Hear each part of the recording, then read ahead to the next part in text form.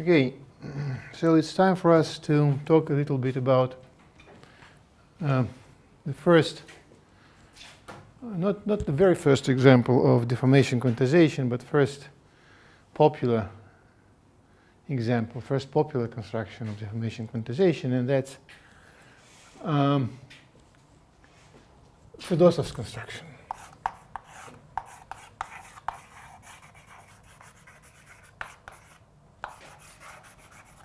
I think I'll talk about this construction today and also next Thursday. And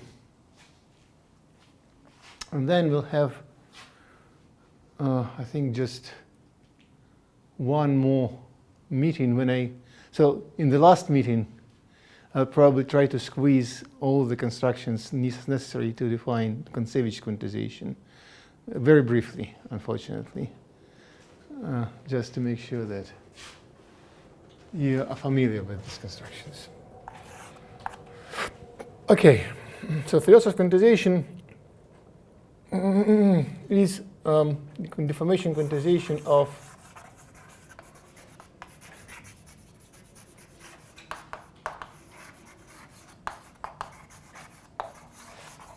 symplectic manifolds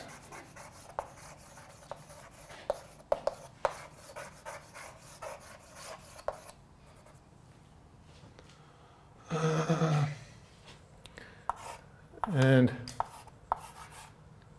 it is much simpler in some sense than deformation quantization of a generic Poisson manifold.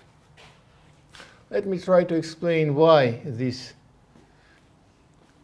case should be much simpler than the generic Poisson case. So in this case, by Darboux theorem,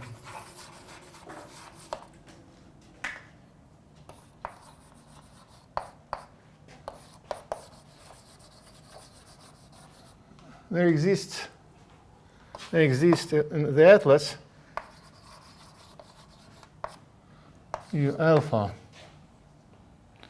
of M such that in every U alpha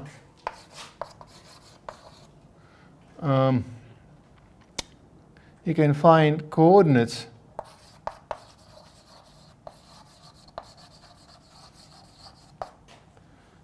x1, x to n such that the symplectic form omega in these coordinates is given by the usual formula dx1 wedge dx2 plus dx3 wedge dx4 and so on dx to n minus 1 wedge dx to n. In particular, this form has constant coefficients, and hence the bivector pi also has constant coefficients.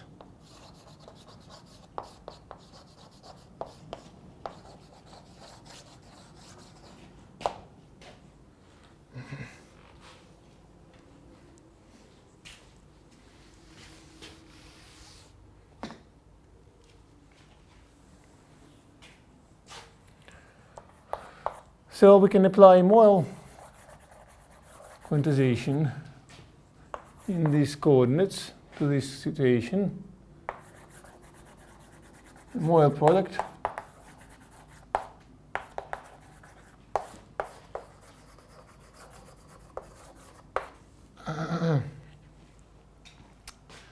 and in particular, so locally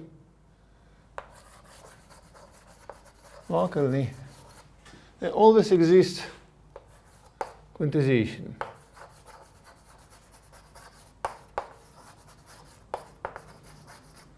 In other words, we have an open cover of M by U alphas,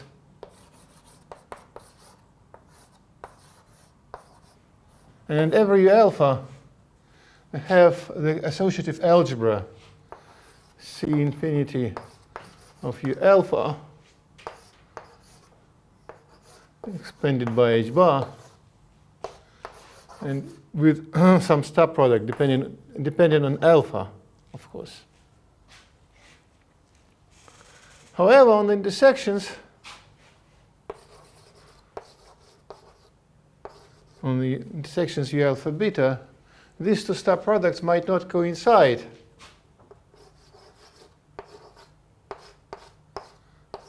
In general, because of course this depends on the choice of Grabout coordinates. However, by general theory, it is easy to show that even though they are not in general equal, they are equivalent.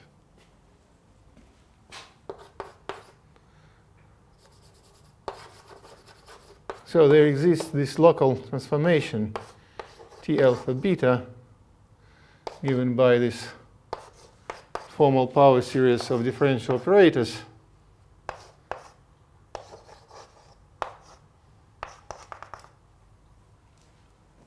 such that these two star products are equivalent by application of this formal power series.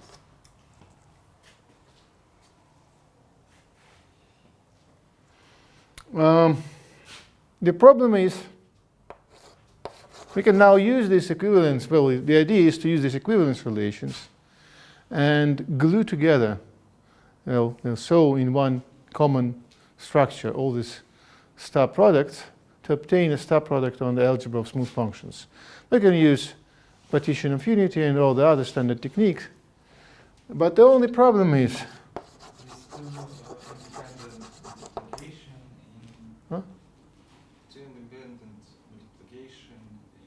on the intersection.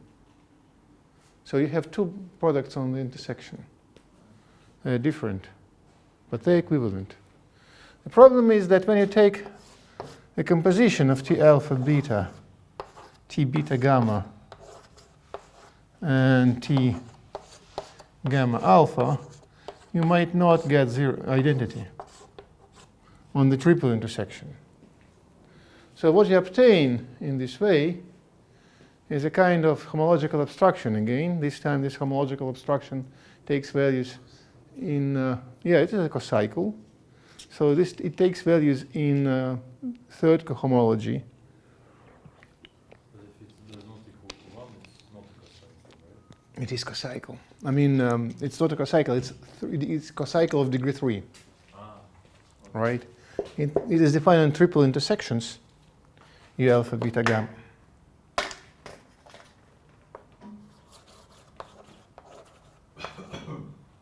Let's call this C alpha beta gamma.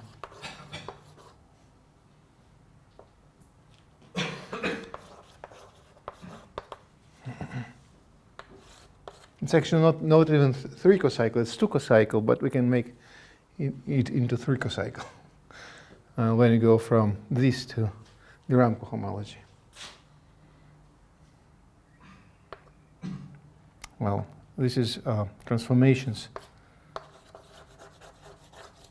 of Moyle products.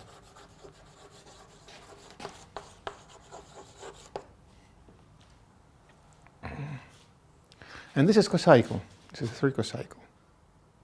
I mean, it's actually, well, it's a bit hard to compute the degree, but eventually it is 3 because there are some other missing thing, I think.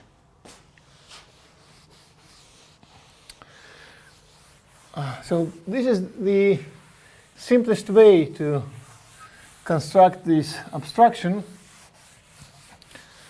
And in order to obtain some general construction of deformation quantization in symplectic case, the most naive thing to do would be to describe this homology abstraction and show that one can actually modify this star product somehow to make this abstraction trivial.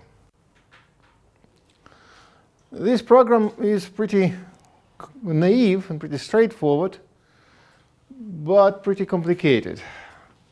However, the first known construction of deformation quantization in symplectic case was done more or less in these terms. This is trivialization Hmm? map. This is not trivialization, it's equivalence from alpha to itself, but it's non-trivial, it's self-equivalence of Moyle product. And the space of self-equivalence of Moyle products is pretty non-trivial. It's actually, Moyle product in fact is equal to the Weyl algebra, right? If you take just the polynomial part of Moyle Moyle product of Moyle algebra, then this will be just the Weyl algebra. And self-equivalences of Weyl algebras is a kind of mysterious thing. It is still unknown if every self-endomorphism of this algebra will in fact be self-equivalence, if every self-endomorphism will be invertible or not. That's what they call the Dixmier conjecture. But it is known that this Dixmier conjecture is in fact, well, related to the famous Jacobian conjecture. So this is, well, it only seems to be simple, this construction. So, but that's the most naive and the most straightforward way to think about deformation quantization in that case. It was a big achievement that people were able to identify not the self-equivalences, but the abstraction.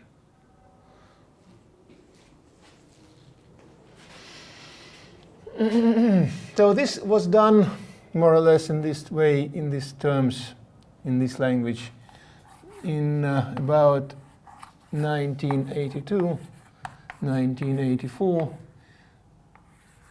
in a series of papers by a group of Belgian mathematicians, Marc de Wilde,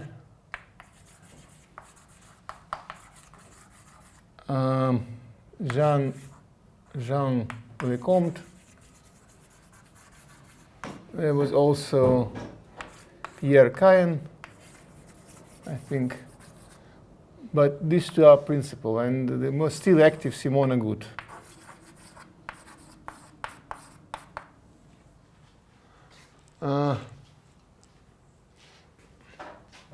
Later, in about 1984, 1985, there appeared a series of papers, probably 86 is a better idea. There appeared a series of papers by Boris Fedosov. Let me write it in Russian. Boris Fedosov.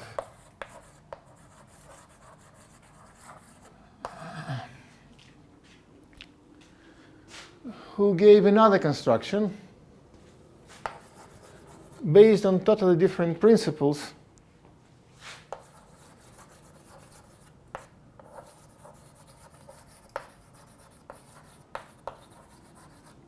but also very close to this one.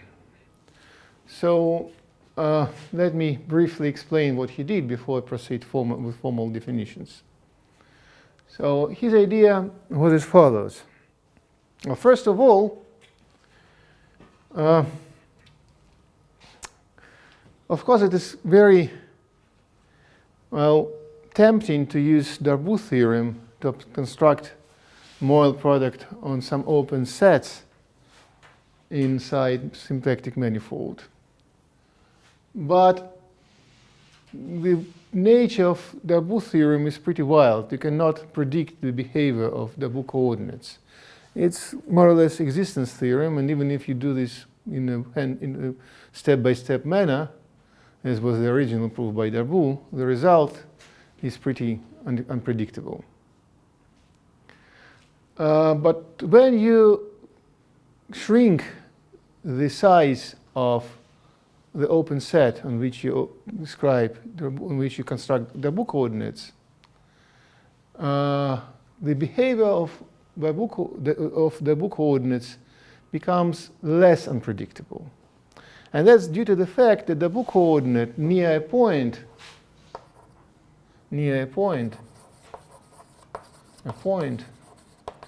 double coordinates are approximated by the double coordinates in the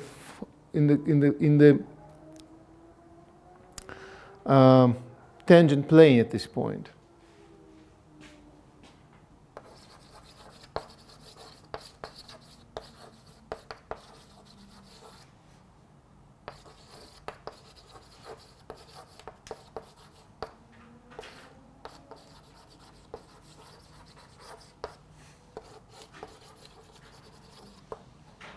So when we shrink to the point, we can still speak about double coordinate in some infinitesimal neighborhood of the point.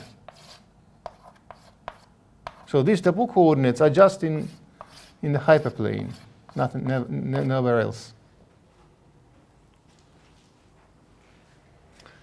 But now, instead of using these transformations to go from one open set to another, so now what do you have now? You have double coordinates centered at every point.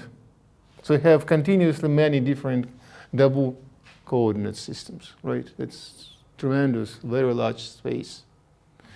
But still, at every point you have Moyle product. In fact, you have Weyl algebra at this point. So you want to glue them together somehow. But it is now, well, impossible to do anything like this just because there are too many points.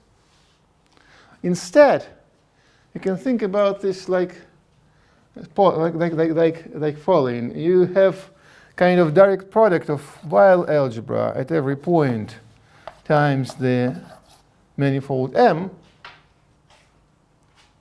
And then for every function, you choose for every function f and every point p in M, you choose a representative of this function at the corresponding Weyl algebra.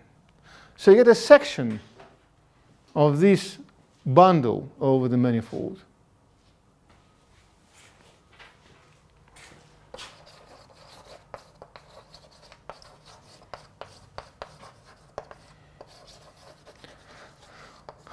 You can actually rephrase this pretty much in the same way. If you're familiar with simplicial constructions, you can speak about some simplicial fiber bundle and simplicial sections. And then you'll see that it's precisely the same thing you have here, but discrete. Okay. That's Fedotov's idea. So let me now go from this general idea to some explicit constructions and definitions. So let M be a symplectic manifold.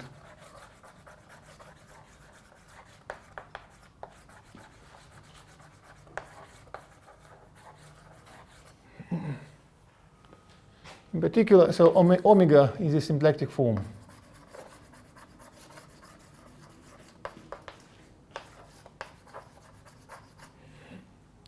For every point P in M, we consider the restriction omega P of this form onto the tangent plane of M at this point. And it gives us a symplectic bilinear map from on this plane, right? If you choose coordinates,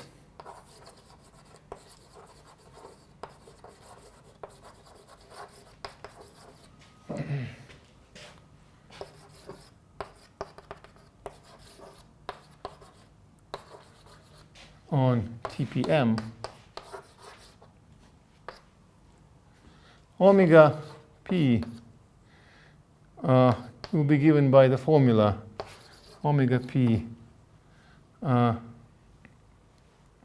will be given by a matrix omega p ij. I think it should be. Yeah, I think it's better. Use this ij. Just the matrix.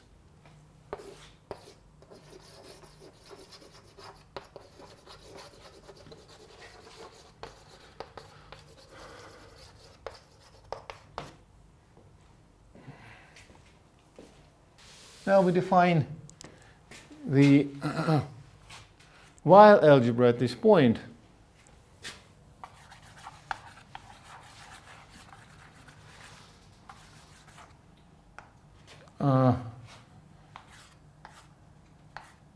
So it's algebra generated by the tangent space of M at this point, and this matrix omega p. It's natural. It's usually considered with complex coefficients. So even though the manifold originally is real, you can still introduce complex coefficients there. And also we introduce formal variable h bar. In this case, we have the following definition. This algebra is equal to the free algebra generated by variables y1 through y to n, modulo the equation at the commutator of yi and yj is equal to, I think, h bar omega ij sub p. And also I think square root of -1 appears here. So this I is square root of -1 up to the sign. Okay. Okay.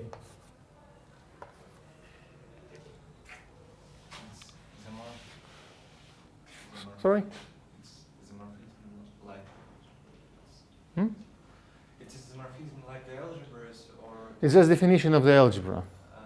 We take free algebra, quotient out certain relations from this algebra. Okay. Now, if x1 through x to n are coordinates, local coordinates in M, and also y1 through y to n can be taken not just in one point, but in some open neighborhood of a point in M. So they are defined as dx1 of xi, so yi of some point xi is equal to this. For every xi in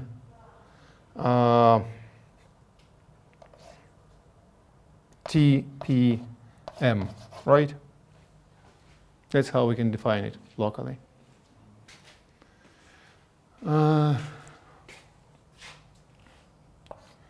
So what we can do now,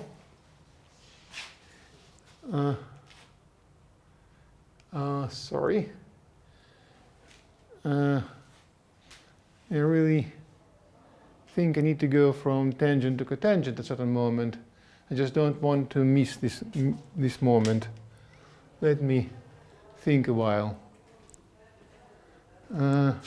So this can be done in tangent bundle, of course, but I think it is high time for us to go from tangent to cotangent.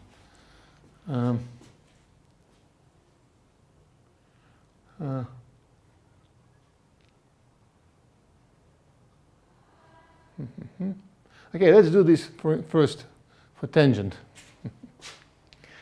I claim that when we change coordinates in M from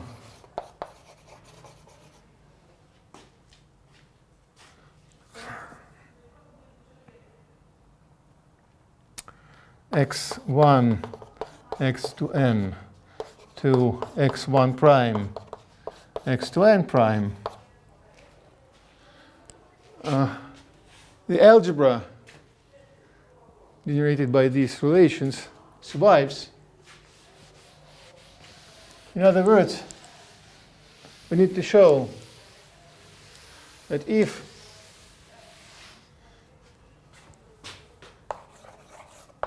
yi yj is equal to square root of minus 1 h bar omega ij sub p, then yi prime yj prime will be equal to square root of minus 1 h bar omega I prime j prime p. Right?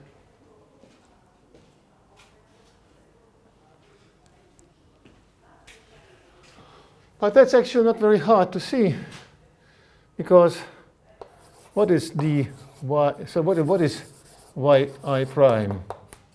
It is dxi prime of xi.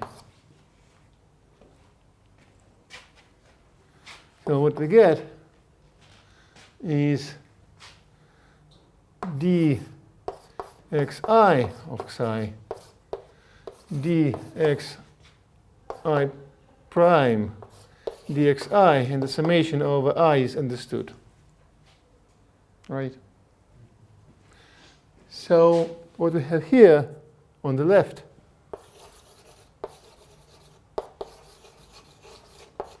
we have a commutator of yi and yj multiplied by, so that's just yi dxi prime dxi. So we multiply it by dxi prime dxi dxj prime dxj. Right?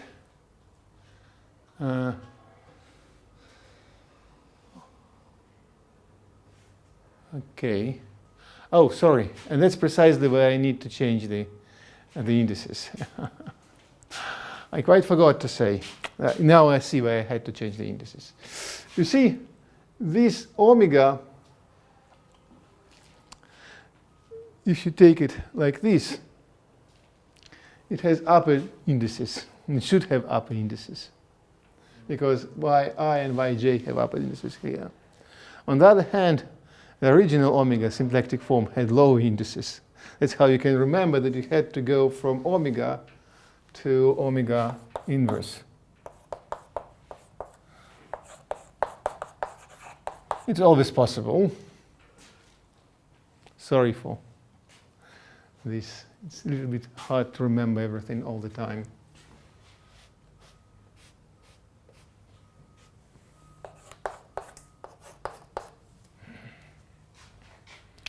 So what we have here is square root of minus 1 times h bar times omega pi ij sub p dxi prime dxi dxj prime dxj.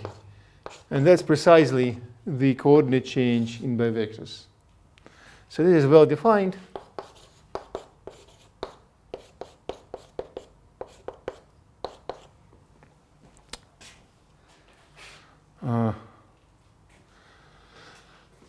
And it means that the algebra,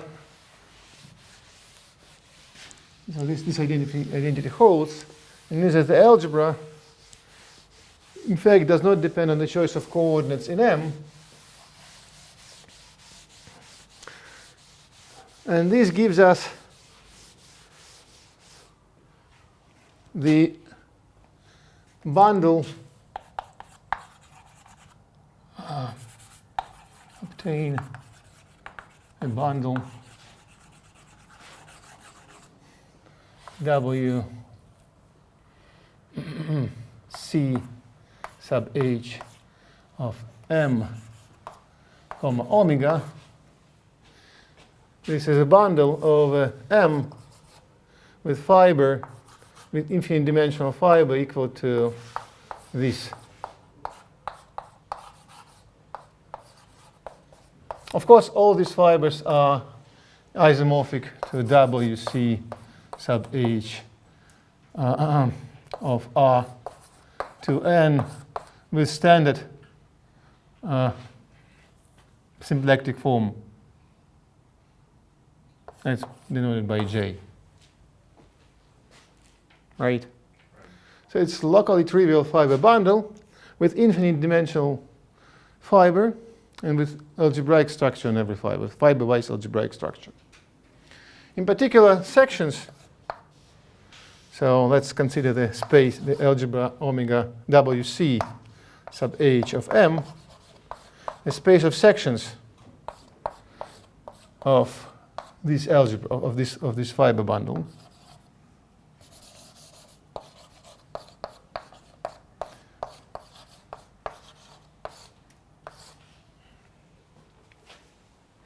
And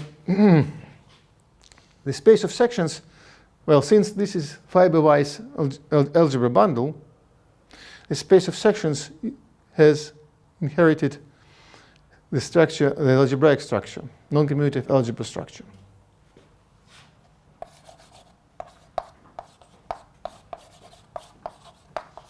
So it's an associative non-commutative algebra.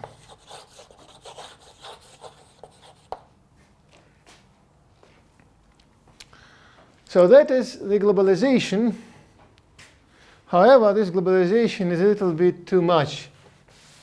This is a globally defined algebra, but this algebra is too large to play the role of deformation quantization. Actually, locally, in some local coordinates, sections, elements of this algebra have the form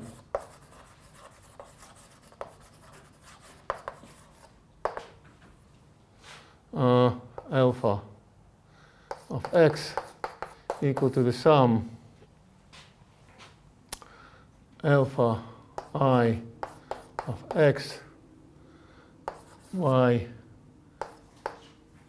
to the power I, where I is a multi-index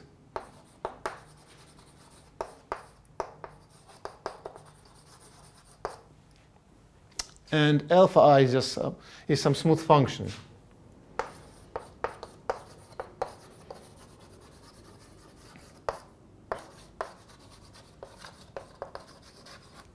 As you see, there are more than just one function, and it's much larger than what we need.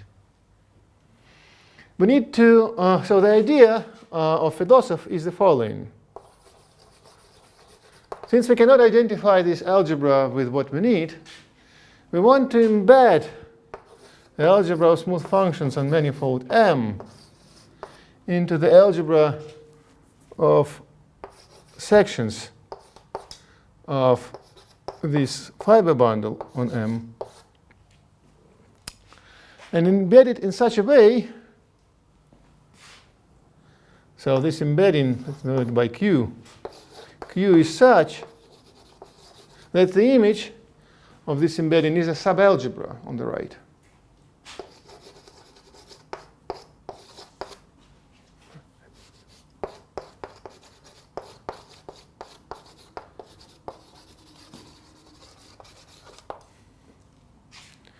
In this case, you can just,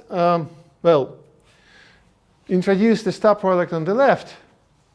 Well, of course, I need to modify this a little bit. I need to introduce H bar on the left to make sure that what we have here is what we need. And of course, I quite forgot that we can also introduce H bar here to the power k. So k goes from 0 to infinity.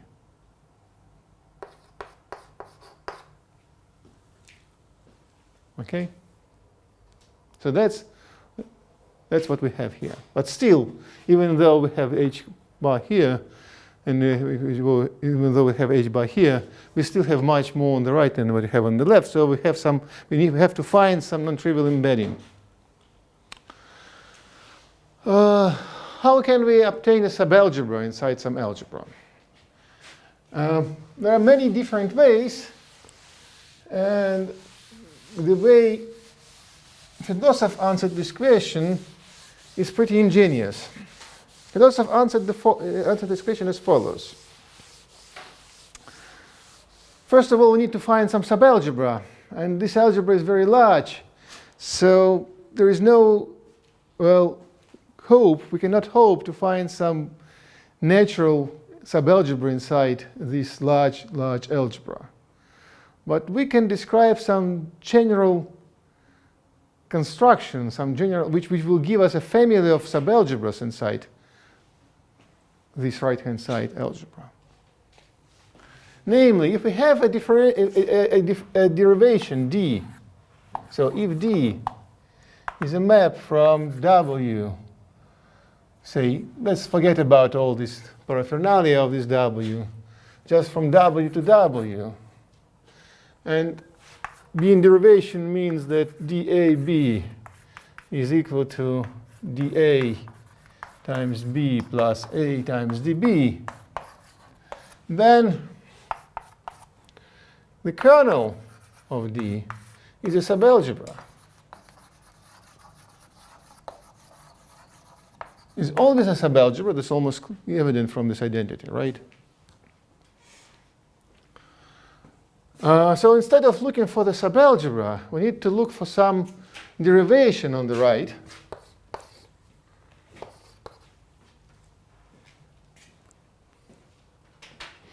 And now we come to the situation which is very similar to what we study in differential geometry.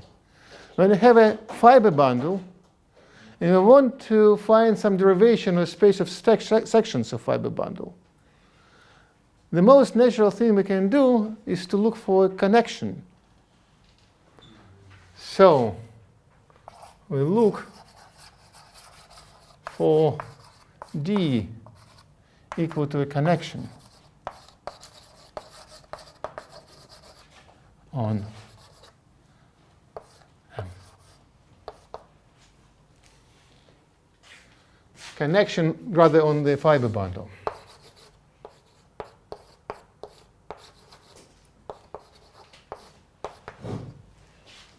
Of course, the space of connection is pretty large. So just to cut down a little bit the number of connections we can find, we can restrict our attention to flat connections.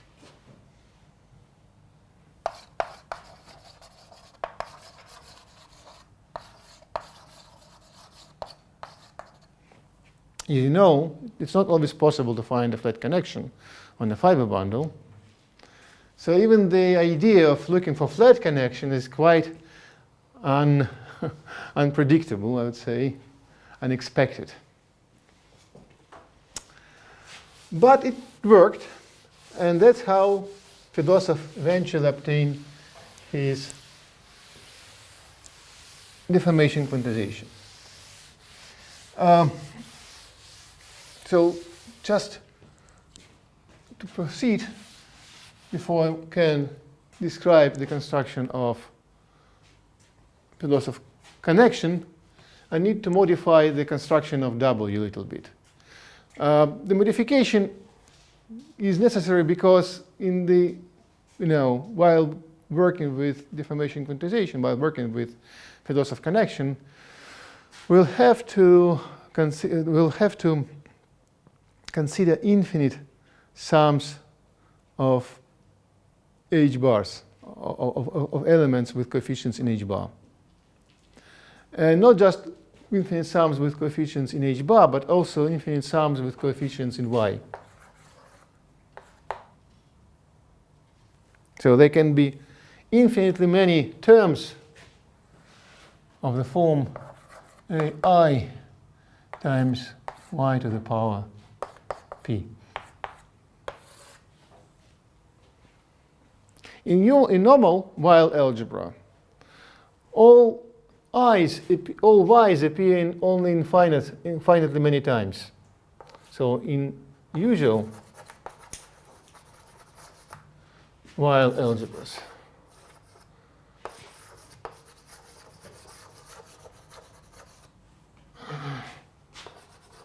all variables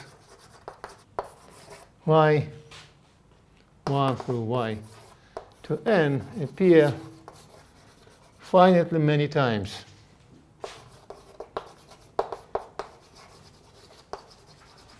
In all elements. In order to allow infinitely many y's, we can do the following trick. Grading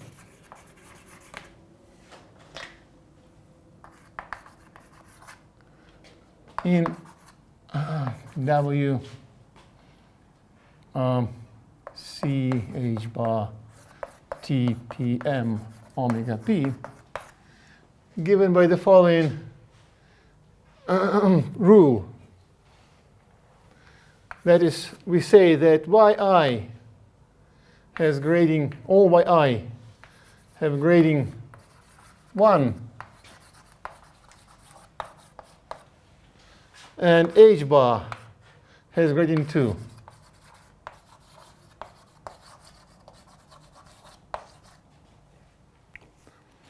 In this case, after this definition, if you use this definition, in this case, the relation yi commutes with yj by square root of minus 1 h bar pi ij is homogeneous.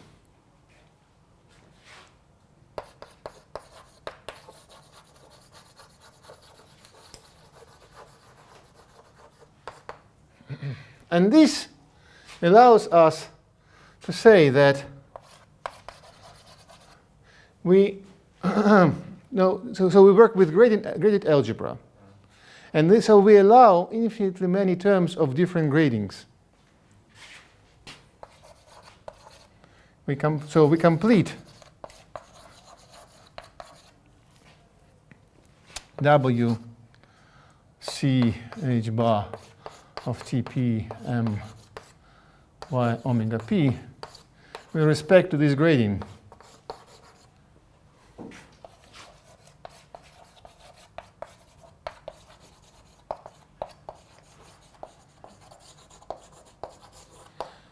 And since this algebra is graded, and we assume that every graded component is finite dimensional, we'll have no problem with products, taking products after this. We don't even need finite dimensionality here, but still, every term, if we take a general element in this completion, every term of finite gradient will only have finite components of any finite gradient.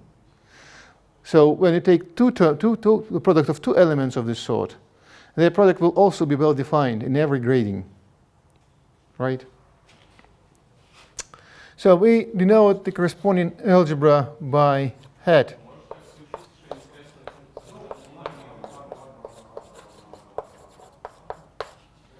And the corresponding algebra of sections. So every element we consider from now on will have this hat on top. And this hat will mean that we consider the completed space.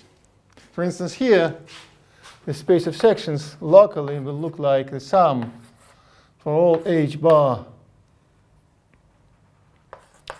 in, for all p greater or equal to 0 for all multi-indices I of the form alpha I comma p of x times h bar to the power p times y to the power y, I. It's also very convenient to allow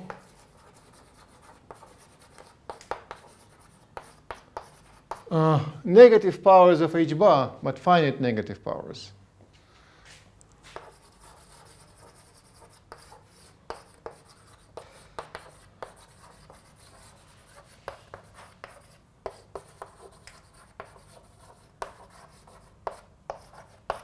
So here, I'd rather say that it is greater or equal to some negative n.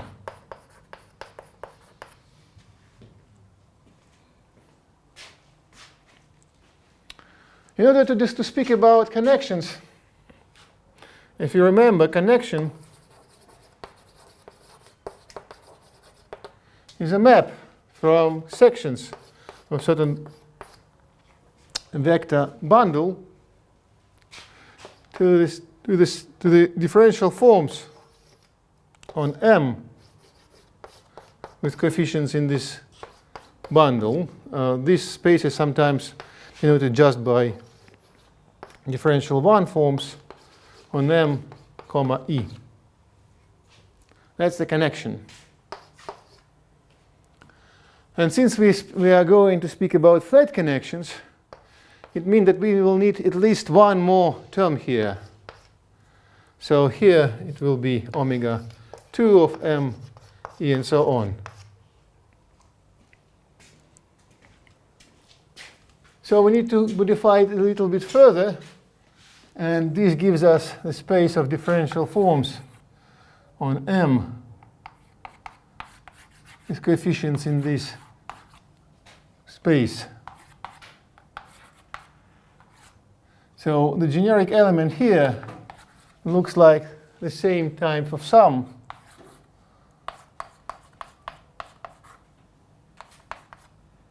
But now we need to add more multi-indices. So it looks like h bar to the power p, alpha p I j, y to the power I, dx to the power j locally.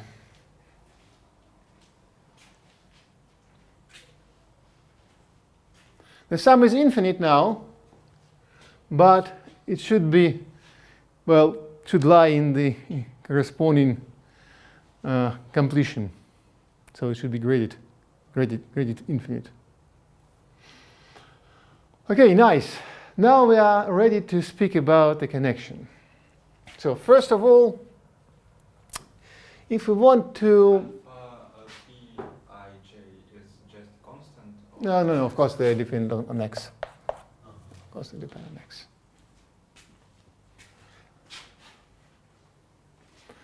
So I need to construct connection.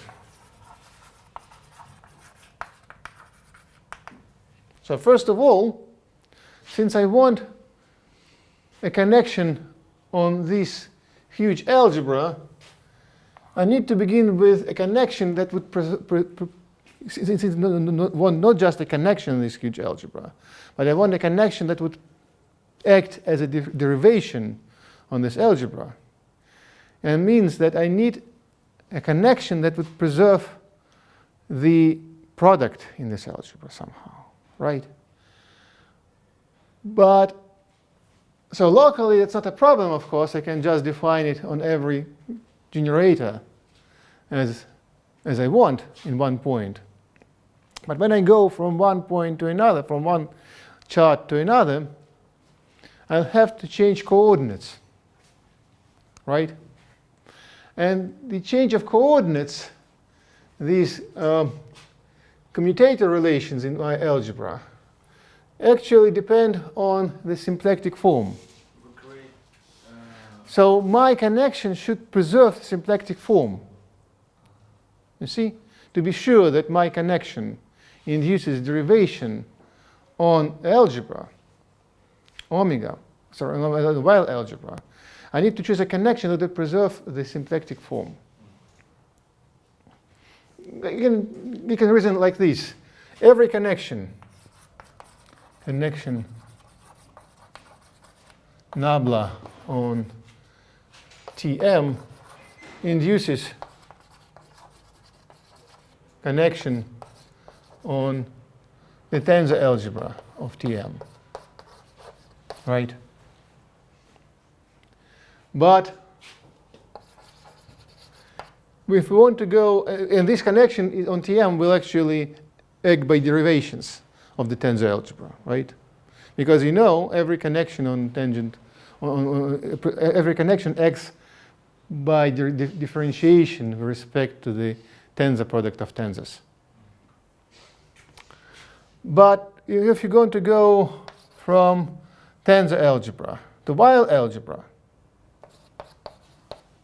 you need to quotient out relations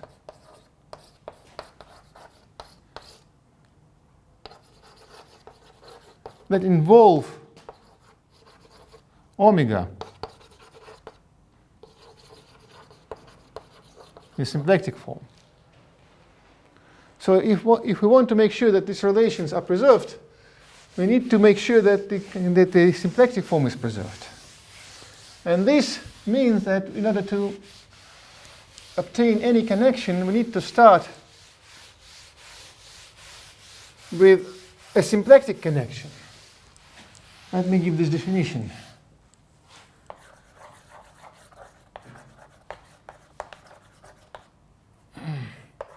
A connection, an affine connection on a symplectic manifold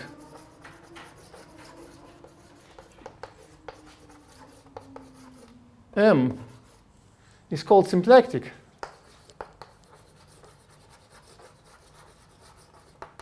if it is first symmetric and distortion free,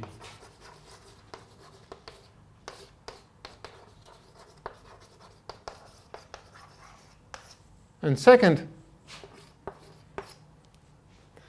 it should be verify the condition that nabla of omega is equal to 0.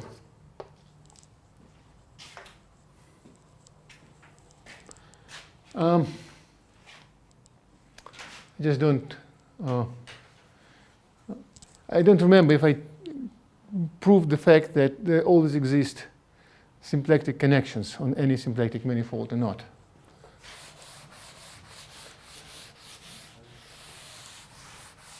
It is interesting that there always exists symplectic connection. That's true, just like in Riemannian case, or pseudo-Riemannian case, there always exist Riemannian or pseudo-Riemannian connections on a manifold. But the difference between symplectic connection and Riemannian connection is that symplectic connection is not unique. Unlike the Riemannian connection, which is uniquely determined by Riemannian or pseudo-Riemannian form, symplectic connection is not uniquely determined.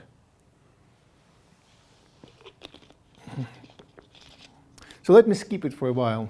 I'll start with it next time. Let me go on first. So we have a connection. So let nabla be a symplectic connection.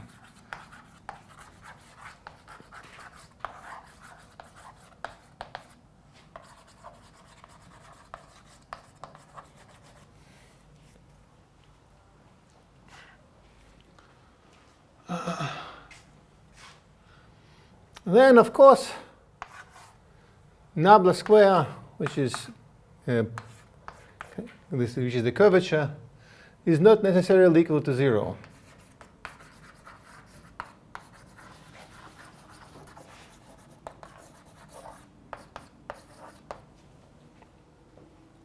But what is it equal to? In order to answer this question, you can reason as follows. Locally, nabla is equal to the de Rham differential plus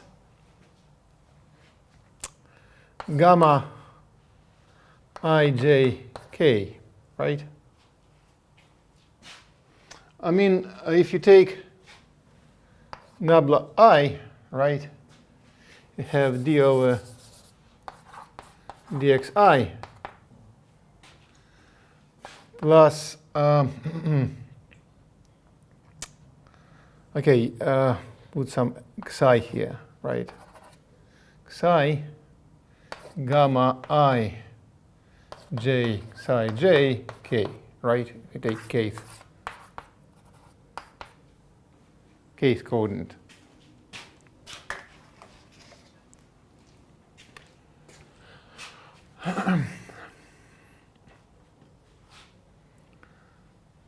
So we want to apply it to. So this is true for all vector fields. Field psi, right? But we want to apply it to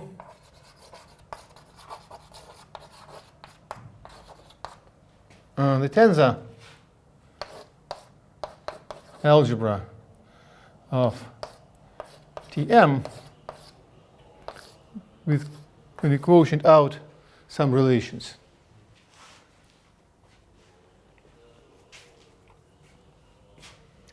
So generic section, let's consider just the elements of degree 1 here, right? In that case, I mean degree 1 in terms of y. So in that case, you can write psi as the sum psi I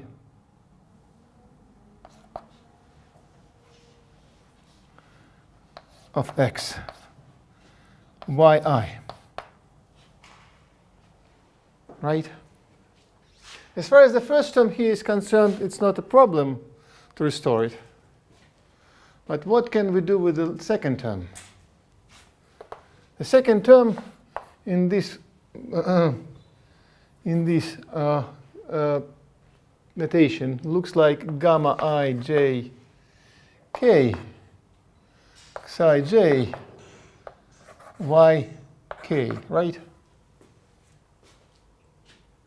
It's a little bit awkward that I use upper and lower indices. Probably it's better to put it like this, right? I mean, the second term in terms of, if you just look at it, it's not a coordinate, but just the component of the field. If you restore the field, you just multiply it by the basis. That's how you get it. Not component of y? Because that's the kth component of this nabla. Ah, okay. I just wrote down it as the sum of over k. The sum over k and over j is understood. So what do we do further?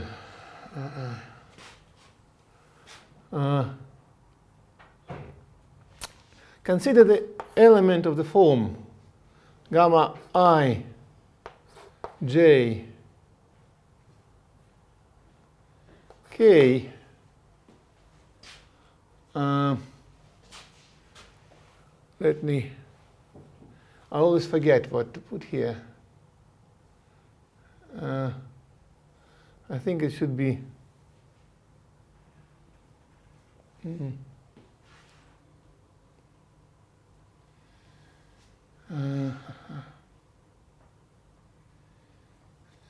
how do you do this?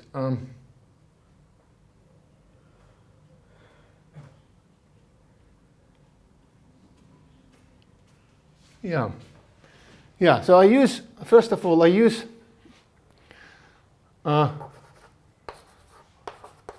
omega to lower the index. And denote this gamma IJL. Okay, and then I consider the element gamma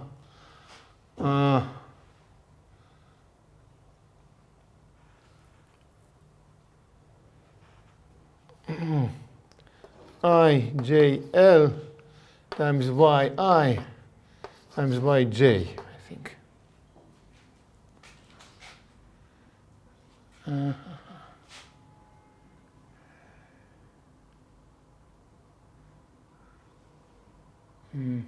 Sorry, I quite forgot this.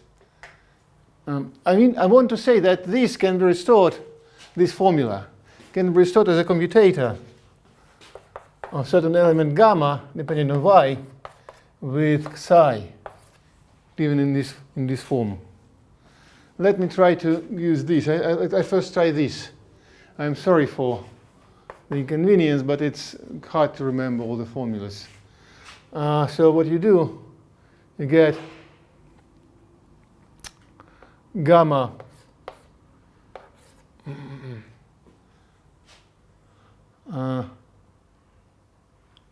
yeah.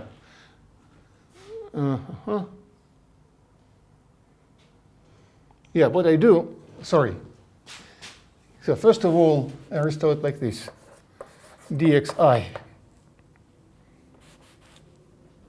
Okay, first of all, I restore dxi because you see, here it depends on I. So I put dxi here. And now I think it is time to restore everything at its place. yj, yl times dxi. Okay, let's check if it is correct or not. So I have a differential one form with coefficients in y. And let's check that what we have is what we need. ij, l, yj, yl, psi p times yp, it is equal to what? Equal to gamma I, oh sorry, forgot to see the dx also here. ij l yj commuting with, sorry, times psi p yj commuting with yp yl dxi, right? Plus gamma ijl psi p yl, sorry, yj yl commute with yp dxi. Okay. Now we use the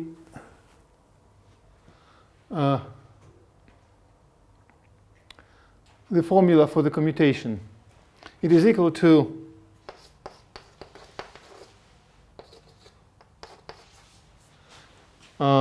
square root of -1 times h bar times omega, sorry, pi jp yl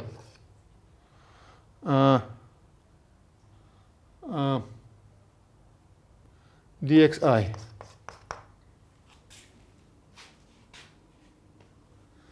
And plus gamma ijl psi p yj square root of -1 h bar yj, sorry, yeah, yj is here, so it's just pi lp dxi. Okay? Now,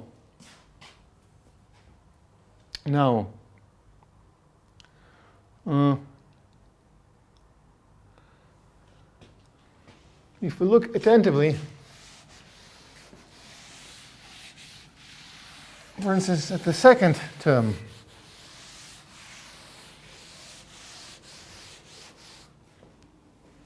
if we look attentively at the second term, we'll see that here we have omega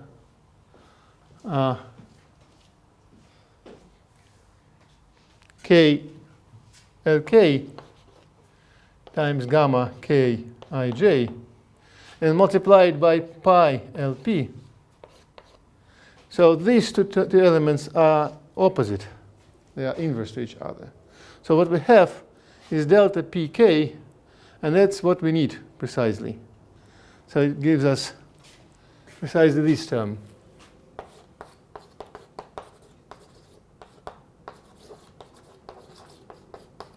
Right? As far as the first term is concerned, let me think.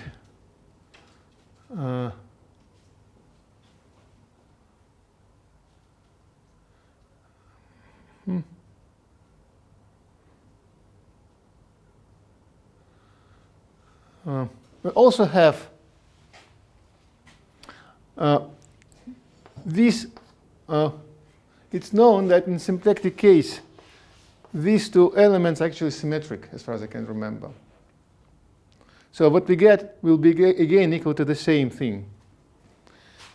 So I believe that up to, I actually guessed correctly this gamma ijl, sorry, gamma y will be equal 1/2 1 times h square root of -1 of gamma ijl yj yl dxi.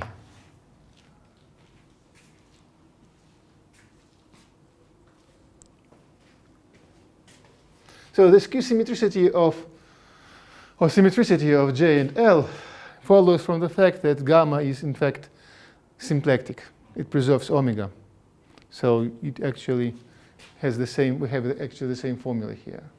In other words, locally, nabla looks like the Ram differential operator plus the commutator gamma of y with something. If we take the square of omega of nabla, what we get will look like this. It will have, so this square will disappear. And what we have will look like the commutator with d gamma of y plus gamma of y, comma gamma of y.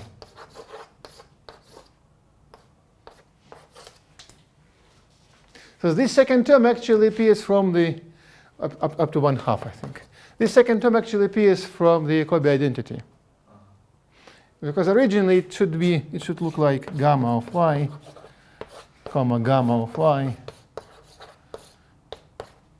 something.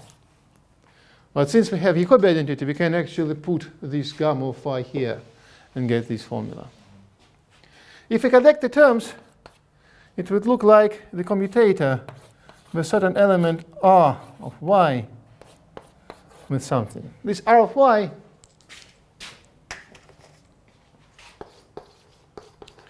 appears from the usual curvature tensor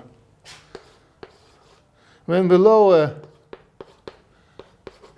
all the indices. I just don't remember which is better. I think it's better to put yi, yj here, dx chi, dxl here. Or maybe vice versa. And this is the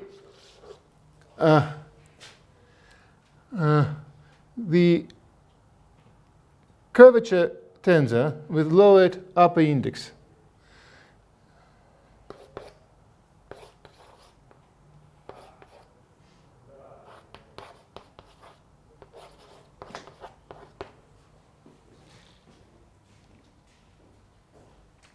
In other words, whenever we have a connection, its curvature is 0 as a connection on Weyl algebra bundle. If and only if this element is in the center of the Weyl algebra bundle.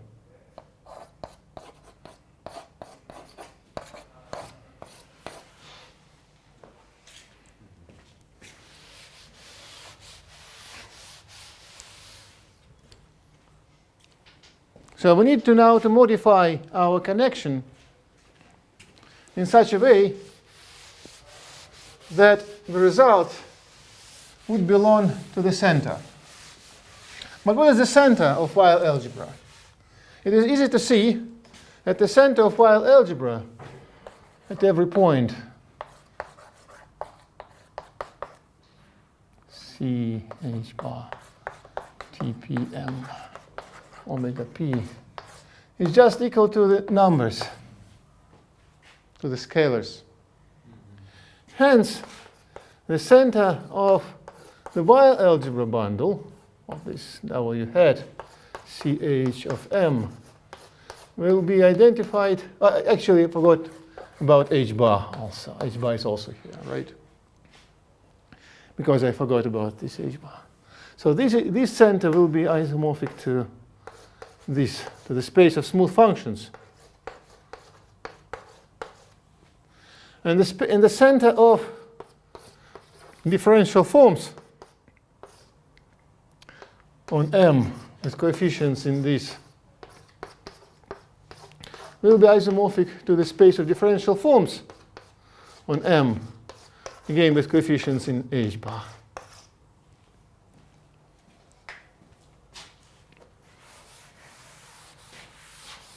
Well, of course, connection should take values, sorry, curvature of a connection should take values in differential 2 forms, right?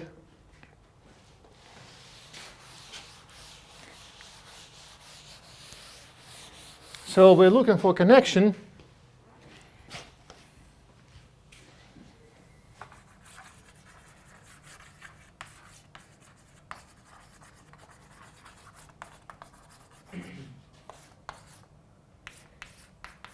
nabla plus some correction term.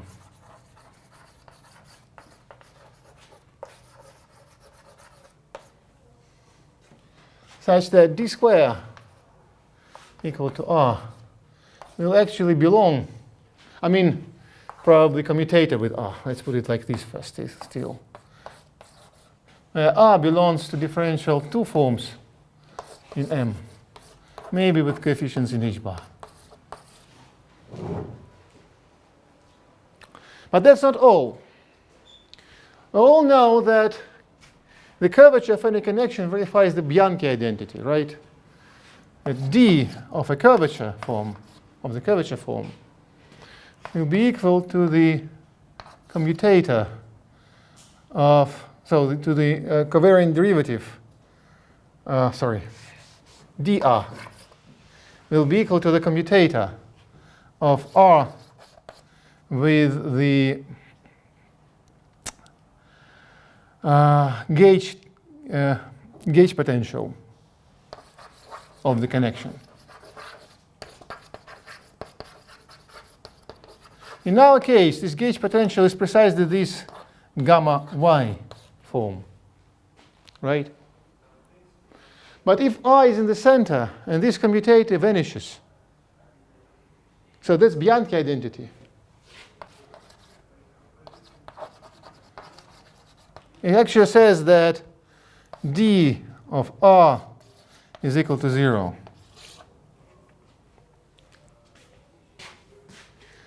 This is in the center. So whatever we have, so this is the original gauge potential, but it's not, of course, it's not necessarily equal to the gauge potential of this because we have correction term here, right? So it means that the right-hand side vanishes, and we see that the connection, the curvature of this Fedosov connection should belong not just to the space of all differential forms, but the space of closed differential forms.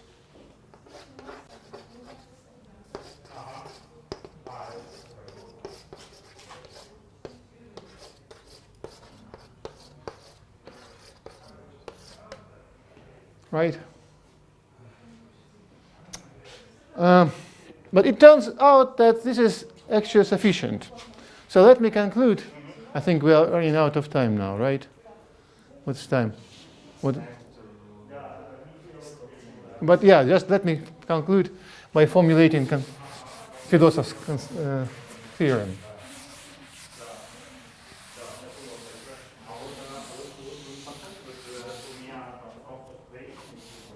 Theorem.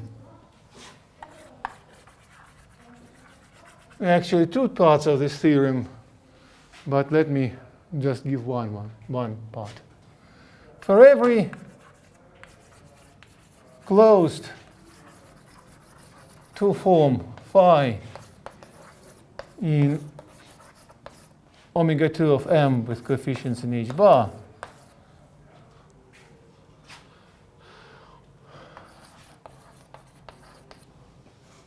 there exists a connection D on W hat C h bar of m such that d square of anything will be equal to the commutator of phi with this anything, and that is equal to 0. That's the first part, and that's pretty much the construction which gives you the deformation quantization. But if you want to classify deformation quantization, you can ask when are two connections obtained in this way, when are they equivalent as connections? Because it turns out that, of course, two connections are equivalent if and only if the corresponding star products will be equivalent. And the answer is pretty simple. Two connections are equivalent if and only if the corresponding class of phi in degree 2 cohomology coincide. Corresponding classes coincide. So that's it.